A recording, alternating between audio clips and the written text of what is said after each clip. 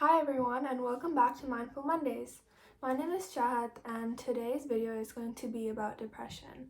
We'll talk about what exactly it is, some signs and symptoms, and what you can do if you or someone you know is suffering from this mental illness. I'm sure most of us have heard of depression before because it's a common mental illness that affects about 280 million people worldwide.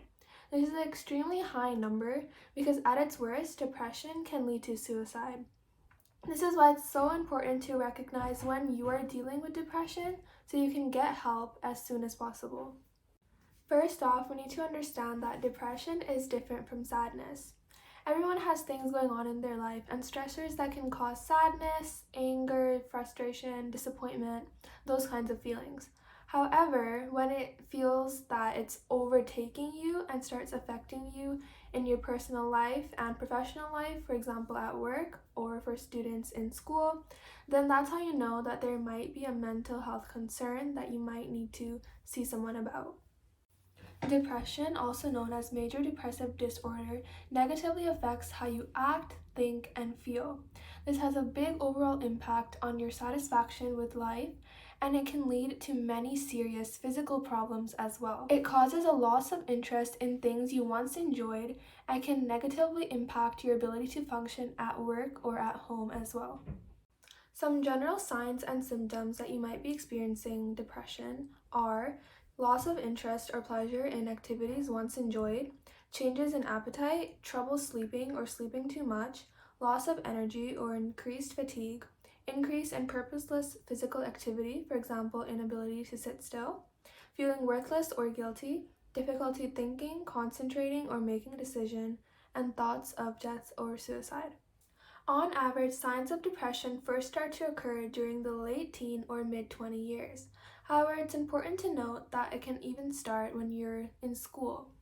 In younger children, some signs of depression may include refusing to go to school, clinginess, worrying, irritability, and being underweight. There are certain risk factors of depression.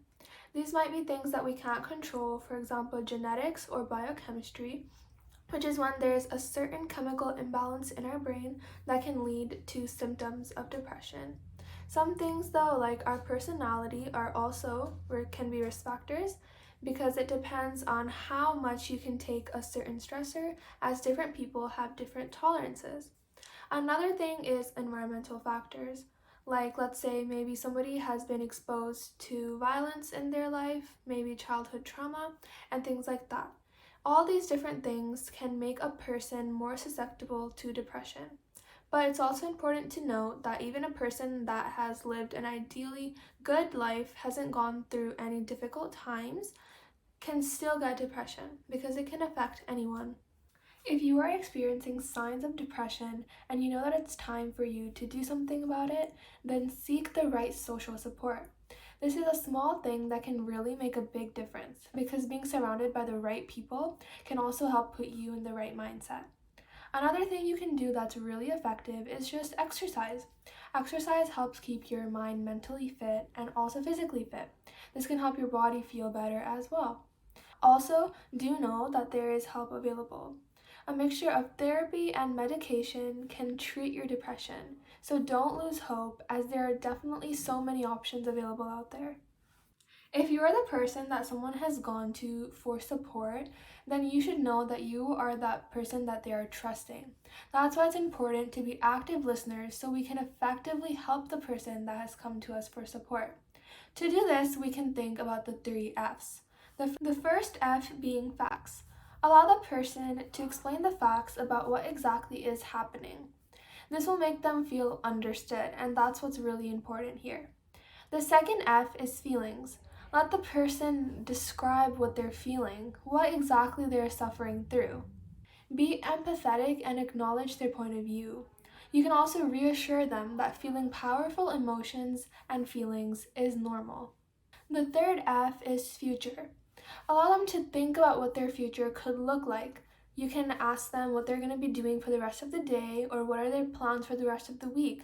That might get them thinking about how exactly to get out of that state of mind that they might be in right now. Another thing you can do is let them know that they might experience more of these type of feelings in the future. This might help them feel more understood, and it might help them acknowledge their emotions more as well. Some things to keep in mind when you are doing active listening is firstly to pay attention.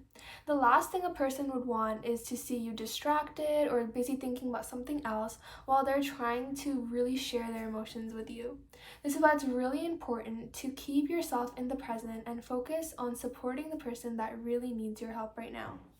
Another thing that you can keep in mind is to hold back any judgment.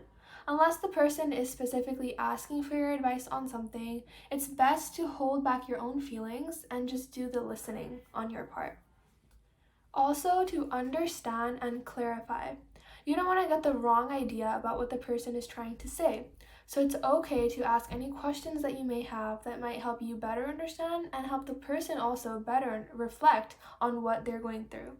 This can also make the feelings more clear, which is good for both of you. Remember, active listening is first trying to understand the other person, and second, about being understood as the listener. Depression, just like any other mental illness, can cause a lot of suffering in a person's life.